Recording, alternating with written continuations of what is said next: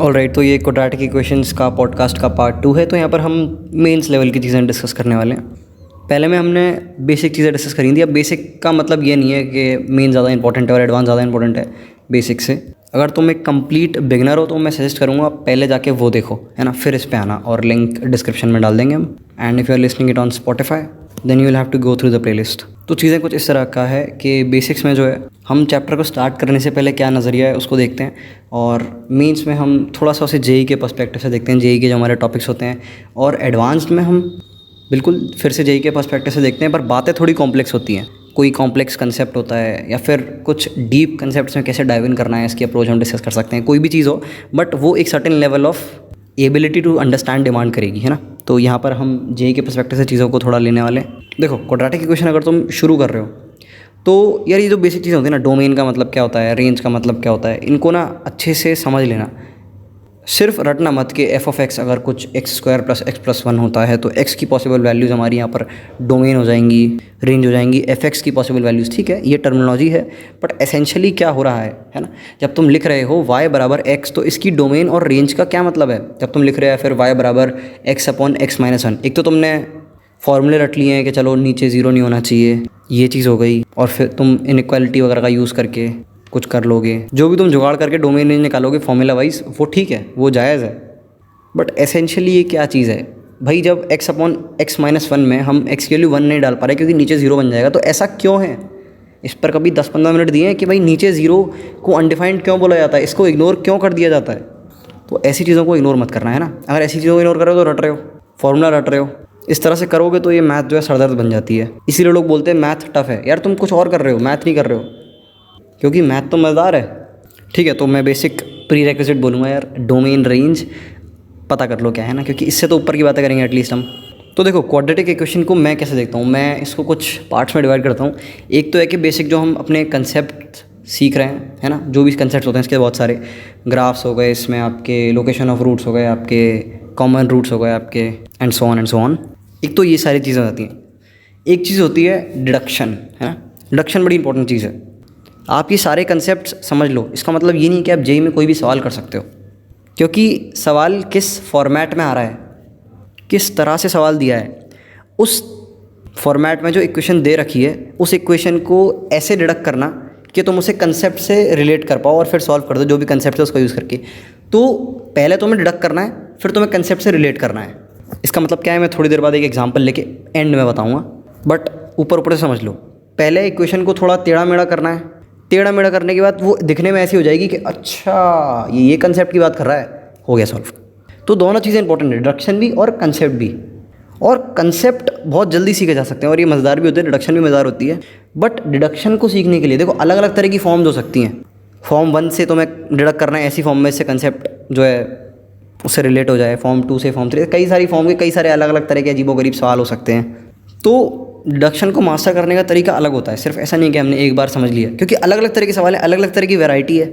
तो इसके लिए प्रैक्टिस चाहिए होती है ना। जेई में बहुत लिमिटेड सवाल आते हैं, जेई मेंस में स्पेसिफिकली सारे सवाल ऐसे आएंगे जो लोगों ने पहले ही करे हुए होंगे। तो ये रेदर देन कंसेप्ट को ब्रेक करने वाला, समझने करने वाला है, पेपर से ज़्यादा रटने वाला हो गया।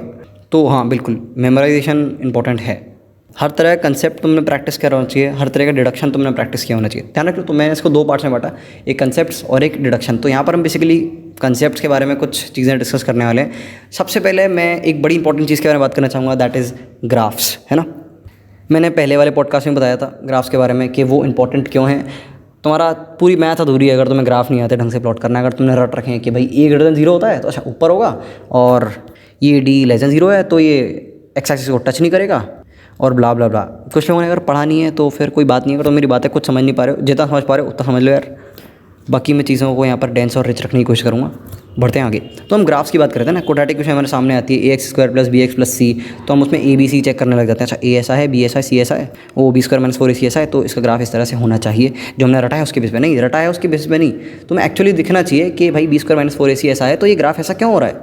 देखो ऐसा है सिंपल, b² - 4ac अगर तुम्हारा <0 आ रहा है तो एक तो बात पक्की है, इस क्वाड्रेटिक के रूट नहीं है, और साथ ही साथ इस क्वाड्रेटिक की रेंज में y = 0 नहीं आ रहा। तो ऐसी बहुत सारी चीज़ें हम ग्राफ से रिलेट कर सकते हो, है ना। और भी मैं इसकी थोड़ी डीप बातें कर सकता हूँ, बट ठीक है अभी यहाँ तक रोकते हैं हम। तो मैं जब ग्राफ को देखता हूँ तो सबसे पहली कुछ चीज़ें हैं जो दिमाग में स्ट्राइक कर जाती हैं ना, तुम्हारे भी करें बेटर है। जैसे कि y equals to ax² plus bx+c लिखा हुआ है। या फिर छोड़ो, हम एक ओरिजिनल एग्जांपल लेते हैं, y equals to 2x² plus x+1 लिखा हुआ है। दोबारा बोलता हूँ जिससे तुम विजुअलाइज़ कर पाओ। विजुअलाइज़ करना मैं बोलूँगा तो y is equals to 2x² plus x+1। तुम्हारे दिमाग में क्या आएगा सबसे पहले इसको देख के? सबके दिमाग में अलग अलग चीज़ें आ सकती हैं। मेरे दिमाग में सबसे पहले कुछ ऐसी चीज़ें आती हैं जिनको एक्सट्रैक्ट करके मैं जल्द से जल्द इसके ग्राफ को एक अप्रॉक्सीमेट प्लॉट कर सकता हूँ। पहली बात a>0 है या <0 है। दूसरी बात यह है कि f(0) की वैल्यू क्या है। f(0) की वैल्यू भाई यहाँ पे 1 है। तो f(0) की मैं अलग से बात क्यों कर रहा हूँ? f(0) की बात इसलिए कर रहा हूँ क्योंकि f(0) का मतलब है आप x की वैल्यू 0 मान रहे हो। इसका मतलब f(0) के बाद यानी x इक्वल टू 0 रखने के बाद जो आपकी वैल्यू आने वाली है वो पॉइंट है जहाँ पर ये ग्राफ y एक्सेस को काट रहा है। अगर नहीं समझ पाया मैंने क्या बोला तो एक बार खुद सोच के देखो मैंने क्या बोला, रिपीट कर सकते हो चाहो तो। f(0) डालने पर मुझे ये पता चल जाएगा कि ये ग्राफ जो है y एक्सेस को कहाँ काट रहा है। तो एक रफ अप्रॉक्सीमेट पता चल गया, a>0 है और y एक्सेस को ये 0,1 पे काट रहा है। तो फट से मैंने अभी डी चेक नहीं किया, एक अप्रॉक्सीमेट अपने मन में बना लिया, उससे चीज़ें थोड़ी फास्ट हो जाती हैं। और इसके बाद हम डी चेक कर लेंगे तो जल्द से ग्राफ बन जाएगा। तो देखो क्वाड्रेटिक में अगर तुम ग्राफ में फास्ट हो जाते हो तो क्यूबिक और डिग्री 4, डिग्री 5, डिग्री 6, डिग्री 7 इनको समझने में ज़्यादा दिक्कत नहीं होती। तो मैं समझ पा रहा हूँ कुछ लोग सोच रहे हैं यार आसान होते हैं ग्राफ, तो आसान बिल्कुल होते हैं, कोई दिक्कत नहीं है, बट उसमें भी तुम कितने ज़्यादा एफिशिएंटली चीज़ों को जो है इटरेट कर पा रहे हो, दैट ऑल्सो मैटर्स। ऑलराइट, तो अगली चीज़ होती है हमारी नेचर ऑफ रूट्स। बहुत ज़्यादा पॉपुलर टॉपिक है, लोकेशन ऑफ रूट बोलते हैं शायद कुछ लोग इसे। नहीं, लोकेशन रूट तो अलग चीज़ हो गई। Nature of root, nature of root मतलब रूट लेस देन 0 है, ग्रेटर देन 0 है, डी कैसा है भाई, ग्रेटर देन 0 है, लेस देन 0 है, और ऐसी बहुत सारी चीज़ें होती हैं। देखो नेचर ऑफ रूट्स ना, देखो दो तरह के लोग इस पॉडकास्ट को देख रहे होंगे या सुन रहे होंगे। पहले वो जिनने क्वाड्रेटिक इक्वेशन नहीं पढ़ा है, दूसरे वो जिनने पढ़ लिया है।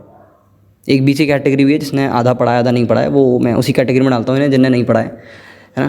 तो जिन्होंने नहीं पढ़ा है उनके लिए मैं पहले बोलता हूँ, एक बार ना खुद सोच के देखो, जब हम बोल रहे हैं नेचर ऑफ रूट्स तो इसका मतलब है कि नेचर का मतलब क्या हो सकता है?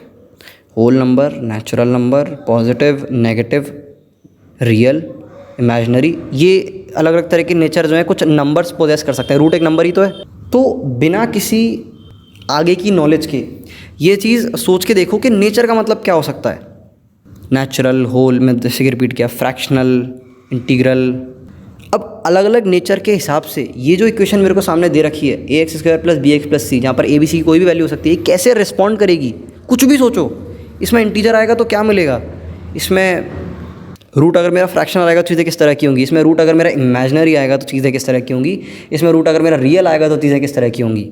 थोड़ा सा तुमने सोच लिया, थोड़ी डिडक्शन करो। अगर तुम बिल्कुल बिगनर हो, मैं बोलूँगा बिल्कुल 15-20 मिनट दो इस चीज़ को सोचने में, नेचर का क्या मतलब हो सकता है, और फिर थोड़ा सा आगे बढ़ जाओ। थोड़ी सी आगे की इन्फॉर्मेशन देता हूँ।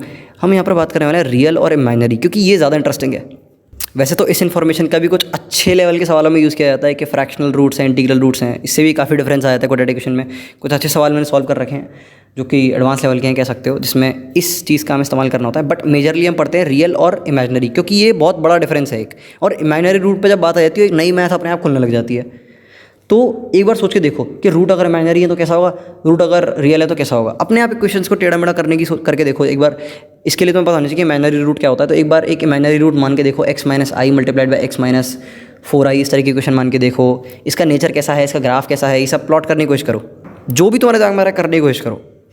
तुम कुछ टाइम बाद पाओगे कि तुम कुछ ऐसी चीज़ें इन्वेंट कर दोगे जो कि तुम्हें आगे इसी चैप्टर में पढ़ने को मिलेंगी।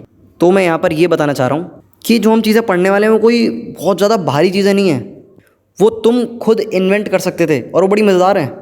तो जब हम चीज़ों को इन्वेंट कर रहे होते हैं ना, तो हम उन्हें बड़े बेसिक से समझ लेते हैं, बहुत ज़्यादा। जब भी मैं ये बेसिक से समझने की बात करता हूँ, मेरे दिमाग में एक पिक्चर आती है। बहुत साल पहले जब मैं बहुत छोटा था, एक व्हाट्सएप पे वीडियो शेयर करा करते थे लोग। तो उस वीडियो में क्या होता था, एक बंदा जो है एक कांच के ग्लास में बहुत सारे पेबल्स डालता, पेबल में पत्थर डाल देता था, है ना, बहुत सारे छोटे छोटे। अब वो बोलता था क्या ग्लास भरा है, लोगों से आके पूछते, लोग बोलते थे हाँ। तो वो क्या करता था, पत्थर वाले ग्लास में उसने डाल दी मिट्टी। फिर वो दोबारा जाके पूछता है क्या ये ग्लास भरा है, लोग बोलते हैं हाँ भरा है। फिर उसके बाद मिट्टी में भी उस ग्लास ने ऊपर से पानी डाल दिया। तो अब इसके ऊपर अब दोबारा कुछ नहीं डाल सकती क्योंकि अब सच में भर गया। और मैंने तो कोई सब्सटेंस देखा नहीं, हो भी सकता है होता हो जो और अंदर आ जाए। I am not that much into chemistry, तो आगे बढ़ते हैं है ना। तो यहाँ पर मैं यही कहना चाह रहा हूँ, एक तो तुमने नेचर ऑफ रूट्स याद कर लिए, हाँ भी एक हद तक के अंडरस्टैंडिंग आई।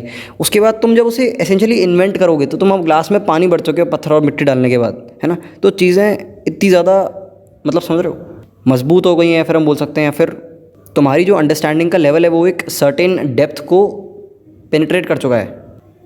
इसीलिए मैं प्रेफर करता हूँ कि अगर तुम बिगनर हो तो चीज़ों को खुद से इन्वेंट करने की कोशिश करो बिफोर प्रोसीडिंग ऑन, मतलब प्रायर नॉलेज के बेसिस पे थोड़ा थोड़ा देखो फिर इन्वेंट करो थोड़ा थोड़ा। ऐसा नहीं कि तुम 8-10 घंटे दे रहे हो एक छोटी चीज़ को इन्वेंट करने में, थोड़ा थोड़ा टाइम दे सकते हो, 15-20 मिनट मैं प्रेफर करूँगा।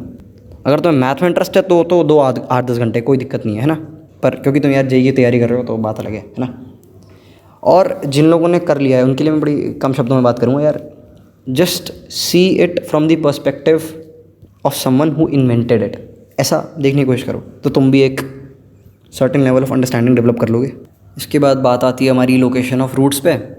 लोकेशन ऑफ रूट्स में ना गिने चुने 4-5 पैटर्न होते हैं जो कि ऑलरेडी बहुत पता होनी चाहिए ऑलरेडी कि रूट्स अगर एक्स एक्सिस के अपोजिट साइड है तो क्या हिसाब किताब होगा, एक पर्टिकुलर साइड पे तो क्या हिसाब किताब होगा, इमेजिनरी है तो क्या हिसाब किताब होगा, बहुत सारी चीज़ें। मतलब समझ रहे हो 2 रूट कैसे कैसे हो सकते हैं, उनकी लोकेशन क्या क्या हो सकती है, ये होता है लोकेशन ऑफ रूट्स। तो इसमें हमें बहुत सारी चीज़ें रटा दी जाती हैं। जैसे अब ये लोग गेम में 2 क्वाड्रेटिक इक्वेशन निकाल ले आते हैं, उनमें चीज़ों को कंपेयर कराते हैं, तो इसके ना बहुत सारे फॉर्मूलाज होते हैं। मैं एक एग्जांपल यहाँ पे देता हूँ। एक क्वाड्रेटिक इक्वेशन है जिसकी तुम्हें कुछ चीज़ें होती हैं रटा दी जाती हैं, जैसे रटाने वाली चीज़ों में से एक का एग्जांपल दे रहा हूँ। एफ ऑफ ए अगर तुम्हारा ग्रेटर देन 0 है और अल्फ़ा और बीटा उस इक्वेशन के रूट्स हैं, और पी ना पी एक ऐसा नंबर है भाई जो अल्फ़ा और बीटा के बीच में आ रहा है, तो ध्यान रखना मेरे दोस्तों एफ ऑफ पी जो है वो लेस देन 0 होगा। समझ रहे हो, ध्यान रखना। तो एक तो है कि हमने इसे इस तरह से देखा कि F of A greater than 0 and if P is between alpha and beta then F of P less than 0। इस तरह से देखने में कोई दिक्कत नहीं है, पर एक्चुअली में ऐसी ना 8-10 चीज़ें तुम्हारे सामने रख दी जाएंगी तो तुम alpha beta A B C D P Q R S T U V W X Y Z इनमें कन्फ्यूज़ हो जाओगे। एफ ऑफ एक्स के एफ से तुम्हें नफरत होने लगेगी। तो मैं अपना बता रहा हूँ, मैंने पर्सनली इस तरह से कभी मैंने रटे ही नहीं ये चीज़ें। मतलब रटना इंपॉर्टेंट होता है, मैंने फिर भी नहीं रटे क्योंकि मैंने जेईई के पर्सपेक्टिव से कभी तैयारी करी नहीं ढंग से। मैं बिल्कुल देसी तरह से जाता था, तो मेरा देसी तरह का तरीका जो है बहुत ज़्यादा स्ट्रांग हो गया। उसके ऊपर से इसके बाद मैंने फिर ये जेईई का चैनल खोला हुआ है, तो मैं जेईई के तरीक़ों को भी थोड़ा अडॉप्ट करके लोगों को बताता रहता हूँ कि इनसे ही तुम बेहतर तरह से कैसे कर सकते हो, क्योंकि ये तरीके भी इंपॉर्टेंट हैं। मतलब इसको याद कर लेना भी इंपॉर्टेंट है, बट समझे बिना पत्ता नहीं हिलना। तो एफ ऑफ ए जब ग्रेटर देन 0 बोल रहा है और वो बोल रहा है कि अल्फ़ा और बीटा के बीच में एक नंबर है जो कि पी है, F of P less than 0 क्यों होगा? मेरे को इसमें कुछ समझने की ज़रूरत नहीं है। मेरे को ये सुन के सीधे ग्राफ इमेजिन हो गया। F of A less than 0 है, पैराबोला अपवर्ड ओपन हो रहा होगा और अल्फ़ा और बीटा के बीच का कोई भी नंबर होगा उस पर वाई लेस देन 0 ही आएगा। यार मैं कैसे बताऊँ इसका, तुम्हें ग्राफ इमेजिन करने पड़ेगा। अगर मैं वीडियो नहीं बना रहा हूँ, इसमें पॉडकास्ट बना रहा हूँ, तो ग्राफ इमेजिन कर लो यार बस। तो मेरा तुम इमोशन समझ पा रहे हो जब मैंने बोला कि इसका सीधा मुझे ग्राफ इमेजिन हो रहा है। मैं नहीं बोल रहा कि मैं बहुत कॉम्प्लिकेटेड बात कर रहा हूँ, ये बहुत ऑब्वियस चीज़ है, काफ़ी लोग ये कर भी लेंगे। और इनफैक्ट जिनकी मेरे हिसाब से 10,000 में रैंक आ जाती हुई वो कर ही लेते होंगे। इतनी तो यार स्पीड होनी चाहिए मेरे हिसाब से। मैंने कभी वैसे इंटरव्यू लिया नहीं ऐसे किसी इंसान का इस पर्टिकुलर चीज़ में, तो आई कांट से। खैर इंटरव्यू की तो बात ही छोड़ो, एक बढ़िया मोमेंट याद आ गया, मैं बताता हूँ साथ साथ। इससे रिलेटेड नहीं है बट स्टिल तुम्हारी थोड़ी अवेयरनेस बढ़ाएगा। मेरी एक दोस्त से बात हुई जो कि सेकंड ईयर में है। मैंने उससे पूछा कि यार पैराबोला की टैंजेंट की जनरल इक्वेशन का फॉर्मूला बता। तो वो आईटी कानपुर में मेरे ख्याल से क्या आईटी कानपुर में ही है, और बढ़िया ठीक रैंक है मतलब उसको वो फार्मूला जो है याद नहीं था, और उसने बोला y बराबर 4ax²। मतलब उसने पैराबोला की इक्वेशन बता दी।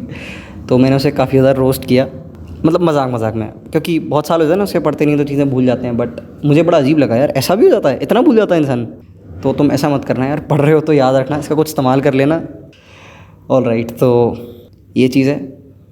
तो ध्यान रखना जितनी भी तुम ABCD की टर्मिनोलॉजी पढ़ते हो, ये टर्मिनोलॉजी तुम्हें फील हो जानी चाहिए बिल्कुल, ऐसा नहीं कि रट लिया है ना, इक्वेशंस की फॉर्म में भी और ग्राफिकल फॉर्मेट में भी। ये बहुत इंपॉर्टेंट है। अब एक बड़ी इंपॉर्टेंट चीज़ जो कि यार मैंने तो बड़ी एक्सपीरियंस करी है, तुम्हारा मुझे पता नहीं। एक चीज़ होती है जैसे हम बोलते हैं कंडीशन ऑफ कॉमन रूट्स। कुछ लोग होते हैं जो इसे ढंग से याद नहीं करते और कहते हैं यार याद ही तो करना है, सवाल हो जाएगा। और कुछ टेस्ट पेपर आते रहते हैं कोचिंग वगैरह के, और उसमें उन्हें याद नहीं होता और उनके 5 नंबर चले जाते हैं। उसका भी उन्हें गम नहीं होता, क्योंकि सोचते हैं यार 5 नंबर तो बढ़ ही जाएंगे, पेपर में तो ये याद ही होगा क्योंकि मैं याद कर लूँगा, और वो कर लूँगा कभी आता नहीं है। क्योंकि कंडीशन ऑफ कॉमन रूट्स का फॉर्मूला थोड़ा सा टेढ़ा मेढ़ा होता है, थोड़ा सा कॉम्प्लिकेटेड होता है। y=mx + a/m जितना सिंपल नहीं होता, तो काफ़ी लोग वो याद नहीं रखते हैं और आखिरी दिन आता है पेपर का और फिर वो किसी और तरह से सवाल करते हुए मिलते हैं। तो यार इस फॉर्मूले को याद रख लेना, बिल्कुल सॉलिडिफाई कर लेना, है ना, क्योंकि इससे सवाल होना जो होगा वो हाल हो जाएगा 50 सेकंड 40 सेकंड 1 मिनट में हो जाएगा। rather than कि तुम कहीं और तरीका जाओ फॉर्मूले को ड्राइव करो। तो इसको अच्छे से याद रख लेना, ऑब्वियसली मैं यहाँ पर पॉडकास्ट में डिसाइड नहीं करूँगा। तो ये कुछ बेसिक चीज़ें थी जो मैंने जेई की टर्मिनोलॉजी से रिलेटेड डिस्कस करी हैं। मतलब कुछ बहुत ज़्यादा एज सच कॉम्प्लेक्स नहीं था, बट हाँ जो शुरू कर रहा है उसके लिए बहुत इंपॉर्टेंट है ये। जो पढ़ चुके होंगे वो ये फील कर पा रहे होंगे इसके लिए इंपॉर्टेंट क्यों है ना, क्योंकि उनके पास खुद कुछ बातें हैं बताने के लिए। तो एक चीज़ और मेरे अभी दिमाग में आई कि जिन लोगों के पास कुछ बातें हैं बताने के लिए, जो तुम्हें लगता है कि मैंने मिस कर दी इस पॉडकास्ट में, जो कि एक बिगनर को पता होनी चाहिए थी, यार वो मुझे कमेंट सेक्शन में बताओ। और इसे अगर तुम सुन रहे हो कहीं पे, तो यार मेरा यूट्यूब चैनल ढूंढो और वहाँ ये पॉडकास्ट ढूंढ के कर दो। ईमेल पे मैं लेना नहीं चाह रहा ड्यू टू सम रीजंस। तो ऐसी कोई चीज़ें होंगी तो मैं उन कमेंट्स को पिन कर दूंगा, और जो बिगनर हैं वो उन कमेंट्स को जाके पढ़ देना जो कि मैंने पिन कर रखे हैं, जो भी बातें मुझे सही लगेंगी, अच्छी लगेंगी, है ना। तो ये है, इस पॉडकास्ट में इतना काफ़ी था। इसके बाद एडवांस वाले में मूव करेंगे, उसमें बढ़िया चीज़ आएंगी, है ना। जो लोग काफ़ी ज़्यादा यूफोरिक फील करते हैं कंसेप्ट्स की डेप्थ में जाने में, उनके लिए बढ़िया होगा। पर इस पर्टिकुलरली इस पॉडकास्ट के लिए, अगले वाले के लिए मुझे थोड़ी प्रिपरेशन करनी पड़ेगी। ये वाला मैंने ज़्यादा प्रिपरेशन से नहीं बनाया। ऑब्वियसली हर बार मैं चीज़ों को प्रिपेयर करता हूँ कि मुझे क्या बोलना है, रैंडमली नहीं बोलता मैं कुछ भी। पहले एक एजेंडा सेट कर लेता हूँ, हाँ ये टॉपिक्स हैं, इनके बारे में ये बात डिस्कस कर रही है, उसके बाद फिर जो दिल बोलता है वो निकलता है। बट जो अगला वाला होगा उसके लिए चीज़ें अल्ट्रा प्रिसाइज होंगी, उसको बड़े ध्यान से सुनना, है ना। So that's all for now in this one, see you in the next one.